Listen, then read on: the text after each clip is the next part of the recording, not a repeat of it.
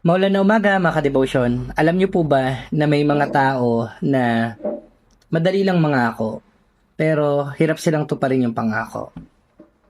Kagaya nito, promise hindi na ako malilate. Well, kahit ako guilty po ako dito sa part na to. Kasi kahit na minsan nangangako tayo, sometimes hindi pa rin talaga natin ito natutupad. Wag na tayong lumayo, wag na nating alalahanin pa yung pangako ng mga politicians. Doon na lang tayo sa mga pangako natin na hindi natupad. Well, kung titingnan po natin sa word ni Lord in Numbers 23 verse 19, Balaam declared to Balak, ito po yung sinabi, God is not human that he should lie, not a human being that he should change his mind. Does he speak and doth not act? Does he promise and not fulfill?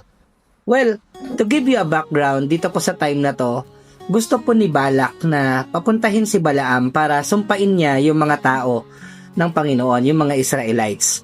So, in the story, meron po dito yung donkey na kapagsalita pa para lang pigilan si Balaam na sumpain itong mga tao ng Israelites. Well, dito po sa story na to, kung mababasa niyo po, nakapagsalita po yung donkey. Di ba? So, in short, dito pa lang, God is telling us na yung word ni Lord shall stand. And yung word ni Lord is to bless the people, hindi po sumpain. And also, yung promise ng Panginoon will also stand kahit na anong pang mangyari at kahit na ano pang panahon.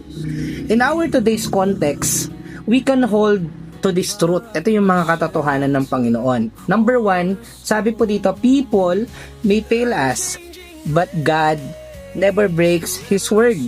Number 2, the world may try to curse you, but God's blessing over your life cannot be reversed. And number 3, if He promised protection, provision, or salvation, be assured it will come to pass in His perfect time.